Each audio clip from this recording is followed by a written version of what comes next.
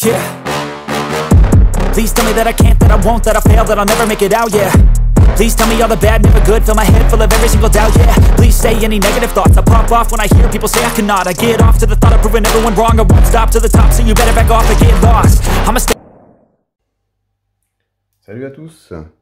Aujourd'hui une vidéo que j'avais hâte de vous faire. Alors malheureusement j'ai pas pu la faire avant parce que c'était mon cadeau de Noël. Et donc j'ai dû attendre Noël pour pouvoir vous le déballer et vous le présenter. Donc c'est le Yukon. Donc le Yukon, c'est une collaboration entre Opus Knife, qui est un coutelier français qui fait du custom notamment, et French Adventurer. Et le but de cette collaboration était de faire un couteau parfait pour la survie, l'outdoor, la randonnée, etc. Donc on va commencer avec les caractéristiques du couteau. Au niveau de la longueur totale, on est sur 26,9 cm, donc une belle bête. Une longueur de lame de 14,3 cm. Une longueur de manche de 11,1 cm.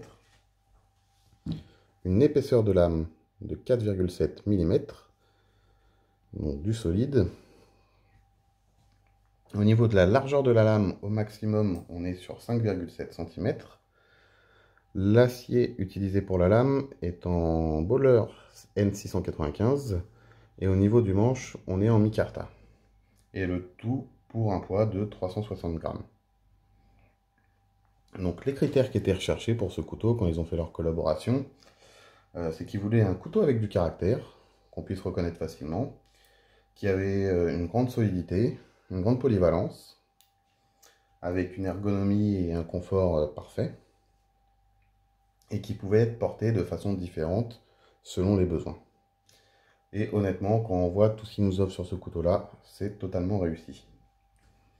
Donc au niveau de la solidité, entre l'acier, son épaisseur, la façon dont on est conçu et monté, ça là, c'est très dur d'avoir un doute sur sa solidité. C'est vraiment du costaud. Pour ce qui est de la polyvalence, on a énormément de petits détails qui font que on peut faire énormément de choses avec. Vous avez notamment ce petit endroit-là, avec des arêtes très vives, là, bien saillantes, qui permettent le grattage d'un fire steel. Et honnêtement, c'est très efficace. Je ne vais pas le faire ici, là je suis en intérieur, donc on va éviter de jouer avec le feu. Mais honnêtement, ça marche très bien. Ensuite, là, vous avez la zone pour reposer le pouce, pour pouvoir travailler un peu plus en force. Vous avez également le petit logo d'Opus ici, qui permet de pouvoir passer une dragonne. Si vous voulez même aller plus loin, vous avez le passe-lacet ici.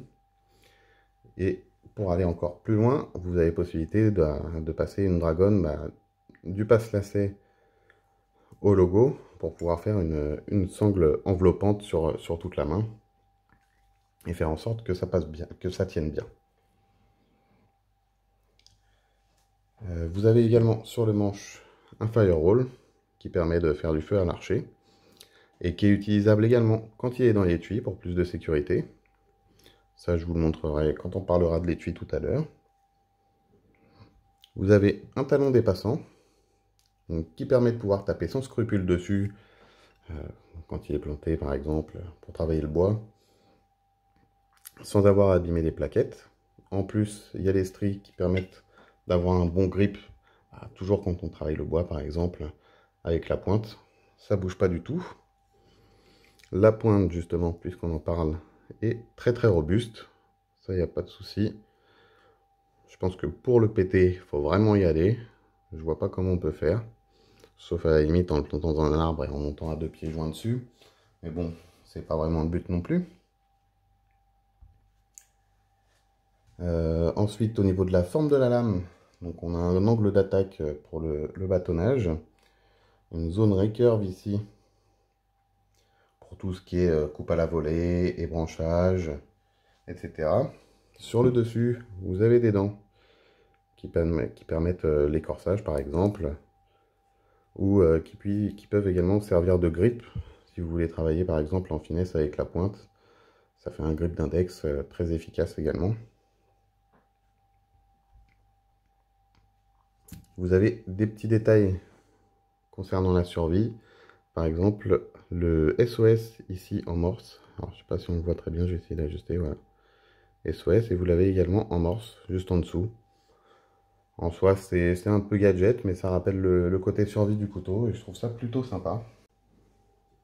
Toujours sur la lame, vous avez un casse-goutte ici, qui a surtout pour moi l'avantage de pouvoir affûter le fil de la lame jusqu'au bout, sans être gêné par la garde ici. Ce qu'on peut reprocher à certains couteaux d'or ou de survie, c'est que des fois la garde, la lame arrive jusqu'à la garde, et pour pouvoir affûter jusqu'au bout, ça devient très vite une galère. Et là, c'est pas du tout le cas. Et après, bah, on a les gravures, donc Yukon par Fresh Adventurer, ici avec son petit logo, et le logo Opus ici.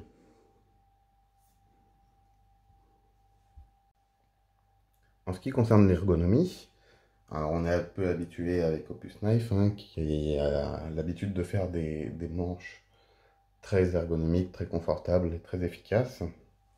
Celui-là, vraiment, il a été étudié pour être idéal dans toutes les situations. Donc quand on travaille de près, là on est vraiment au top. Pour la coupe à la volée, on peut se mettre à l'arrière, pareil, on tient très très bien. Et même en prise inversée, c'est hyper confortable. Le manche est vraiment super bien étudié. Et même par exemple, si on voulait utiliser à l'envers pour les dents ici, même comme ça, on est très très bien. On n'est pas gêné, rien du tout.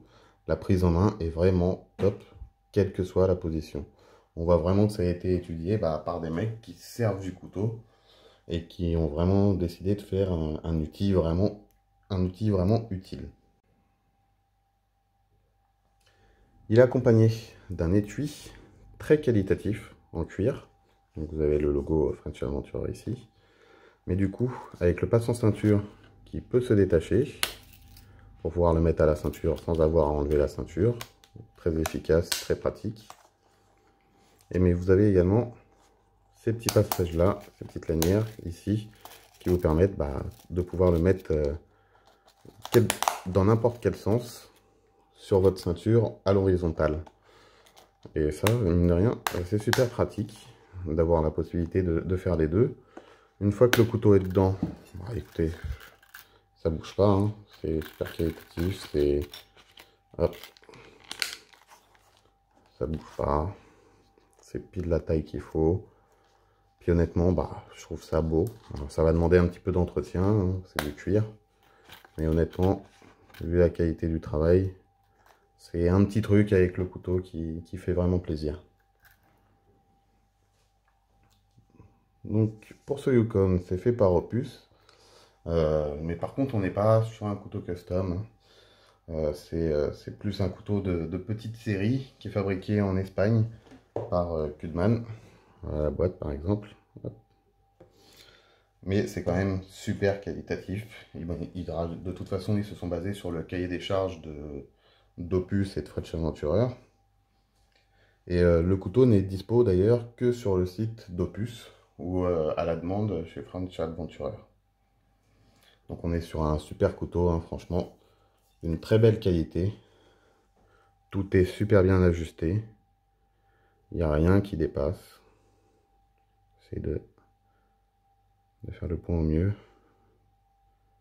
C'est vraiment très bien fait. Si on veut vraiment pinailler, à la limite, le truc qui pourrait en gêner certains, c'est que le petit logo là, qui fait une ouverture, à nettoyer avec l'ouverture de la lame, c'est pas forcément ce qu'il y a de mieux, mais honnêtement, pour un couteau de survie, perso, moi je m'en fous un petit peu. Il va pas rester dans la vitrine. Donc c'est un très beau cadeau de Noël, j'étais très content.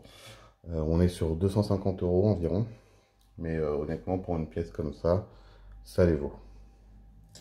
Alors si vous voulez le voir à l'action, je vous mettrai en description la petite vidéo de démo qu'a fait Charles sur son YouTube, où il montre les principales caractéristiques du couteau à l'action.